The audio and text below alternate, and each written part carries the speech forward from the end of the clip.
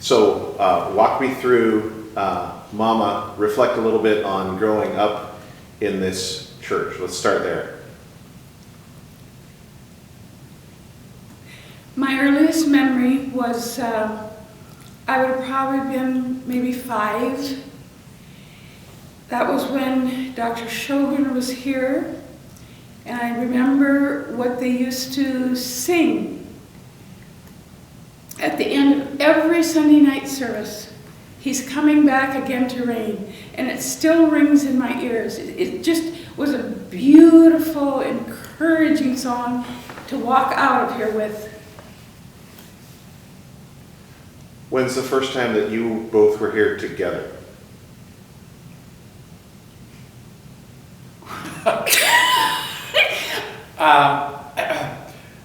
I need to issue a possible... here. I was going to issue a grand disclaimer. Never got there. Go ahead. When I first remember him being here, he doesn't remember anything. But it was when I invited he and him and another young man and another young lady, because I had my dad's brand new Chevrolet. Yes. And he let me drive it, no less. Yes, I remember that. Yes, and that was the time when he will give you one story and I will give you the truth. That was when we ended up out at Mukilteo. Talked, visited, sat on top of one of the picnic tables out there and just talked like we'd known each other our whole lives. That's great. So, what was your mom, before we talk about Dad becoming a Christian, you want to talk about 2 or 3 of your most vivid or fond memories? In any particular order? Doesn't matter. Okay. Then I'm going to start with the first time I ever sang a trio with my sisters. I was probably 15. The pulpit was right here. And we sang It Took a Miracle. And I remember being so grateful to be singing with them because I thought they had such a beautiful duet. And they did. And that was great.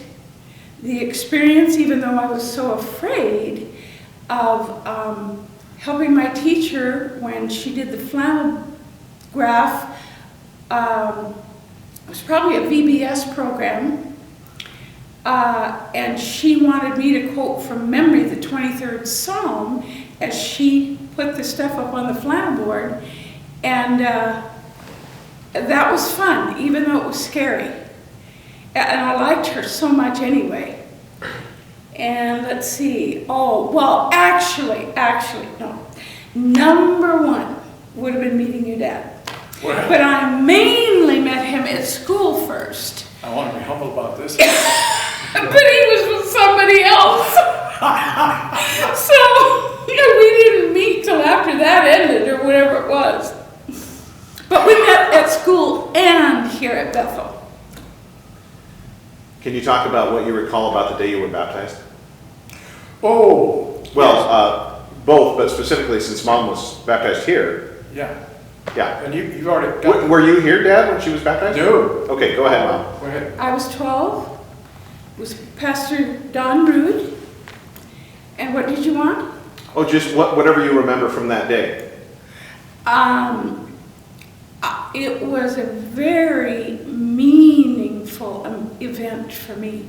Now, I probably had to say a little something, but not much because I was so shy. But I was thrilled to have him do it because I had respect for him. And it was a, what do they call that when you, it was part of the building of the picket fence of God doing things or of strategic moments. So, Dad, do you remember the first time you darkened the doors of Bethel Baptist? Yes. There was a girl. Well, that's the obvious reason to go to church. Many girls. Now, We're in church, we want to record this for the future, but it has to have some semblance of the truth. I'll make sure it All right, does. all right. All disclaimers accepted. Okay. There was a young lady in high school who happened to be the president of the young people's group right here at Bethel Church.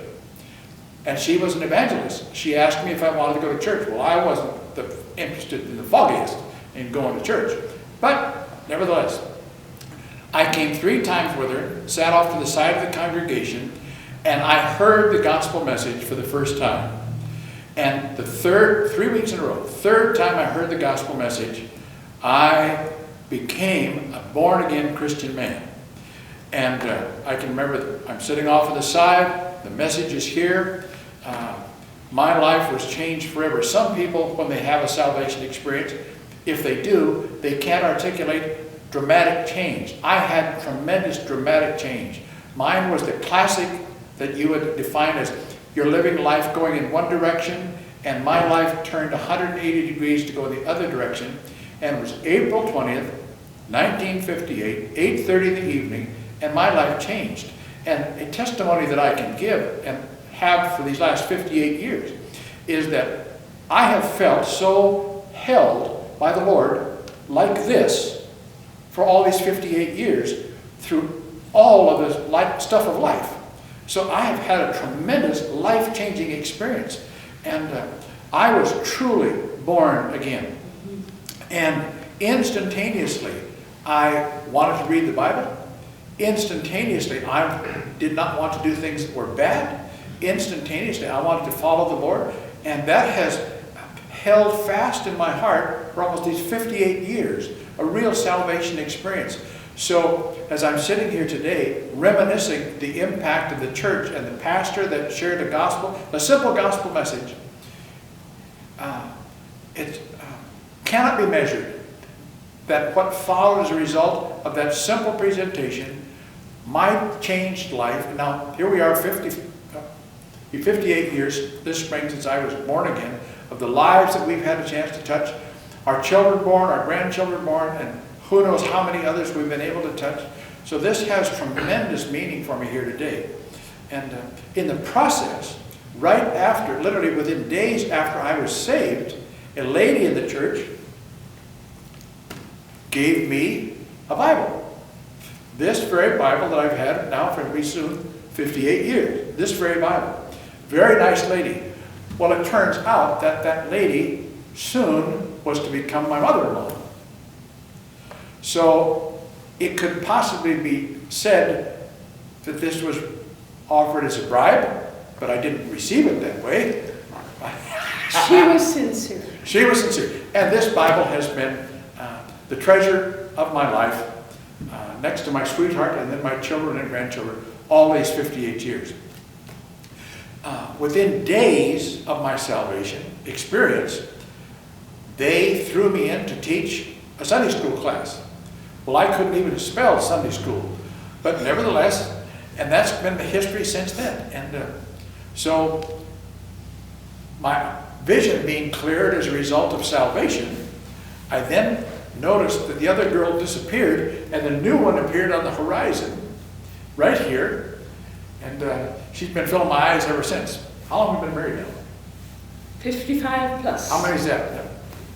5 and 5. Love. Anyhow, I just say glory to God, and I thank God for the existence of this church and the memory of the good work that was accomplished here by a humble pastor presenting a gospel message and a life being changed. And I just say glory to God, and the mercy that I have seen in my life all these almost 58 years now, how God has brought me through endless life-changing experiences. The good things that happen, the tremendous trials that take place, but all the while, this relationship with Jesus has remained 100% firm, never changed, never wavered, never doubted. Boy, I have been held by Him. So when I'm able to encourage others, just even like this, I've done this, in showing this simple grasping of hands, I've been held, and I'm able to say, the Lord will do that for you.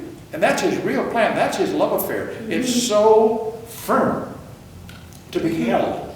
And also in my salvation experience, this is kind of my final comment, I guess, is that I never, ever was afraid of the Lord. That's And I've huge. never been afraid of the Lord.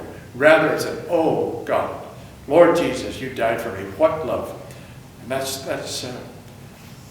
been a tremendous beacon in my life all these days. So I'm just rejoicing in the privilege of being here, sharing with my sweetheart this testimony time that's being recorded. Amen.